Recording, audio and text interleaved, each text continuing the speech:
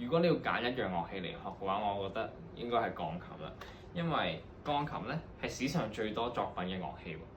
大部分出名嘅作曲家都最中意嘅樂器都係鋼琴，例如莫扎特、貝多芬、肖邦、李斯特、拉赫曼尼諾夫、布拉姆斯、沙提同埋 Debussy。所以學鋼琴嘅話咧，基本上你係唔怕冇歌彈嘅，而係最大嘅問題係你彈唔彈到嘅啫。係啦，第二就係佢可以視覺上好直接話到俾你聽音同音之間嘅關係喎。例如鄰近嘅音全部都係一個半度嘅距離啦。而且如果你彈全白鍵嘅話，佢就係 C major。咁呢一個 major scale 嘅口訣係全全半全全全半，就算你唔記得咗啊，只要你喺個琴上面數翻呢個由 C 音去到下一個 C 音中間，其實就係全全半全全全半，基本上都係可以揾得翻出嚟嘅。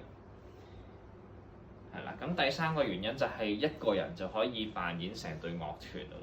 就可以做到一個 orchestral 嘅聲音咯。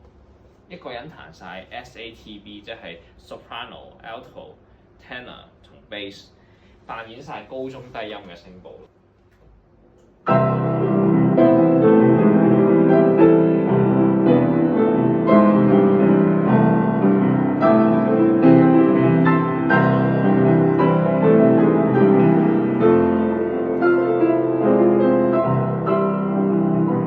如果你同我一樣中意獨處嘅話，鋼琴就係一個為獨處嘅人而設嘅樂器嚟嘅。係啦，咁如果相反你中意社交嘅話，鋼琴一樣係一個幫你識朋友好好嘅活動嚟嘅喎。基本上我同彈琴嘅朋友都係彈琴識嘅，而且我哋咧係出街唔使諗活動嘅，唔係聽 concert 就係彈琴，所以連諗做咩嘅功夫都慳返，好開心。又或者你可以同其他人一齊夾 four hands， 或者係 two piano 嘅 piece， 或者係 piano concerto， 一樣可以兩部琴就彈到嘅。又或者你都可以同其他樂器夾嘢啊，例如係有啲 piano trio 啊，又或者一啲獨奏樂器嘅 sonata， 例如係 violin、flute、cello 或者 clarinet， 呢一啲 sonata 其實都有作曲係作曲家精心為鋼琴寫嘅伴奏。好，第四點就係容易上手，第一堂就可以彈到一隻歌㗎咯喎，甚至可以彈到更多嘢。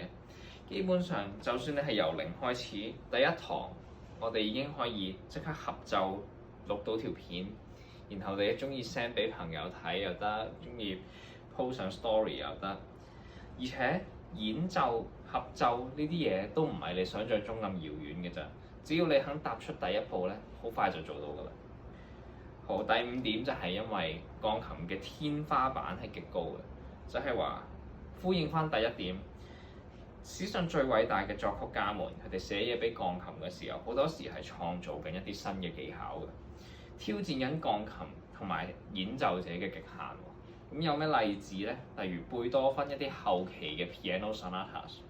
肖邦寫嘅兩套 etudes， Liszt 嘅 transcendental etudes， 巴拉契列夫嘅 Islami、Raphael 嘅 Gaspard de la Nuit。而你想 master 入邊任何一套作品，或者甚至係一套裏邊嘅其中一首，都係需要好紮實嘅基本功，好長時間嘅練習，好 dedicated 嘅同埋好 mindful 嘅 practice。所以佢都係同時係一個鍛鍊你耐性同埋專注力一個好好嘅活動。佢唔淨止係一個藝術，仲係 sort of 一個運動嚟嘅，反應慢半秒都唔得㗎。所以話有咁多嘅作品去等你嚟彈咧，唔好再等啦！千里之行，始於足下。今日就開始學鋼琴啦，嚟揾我。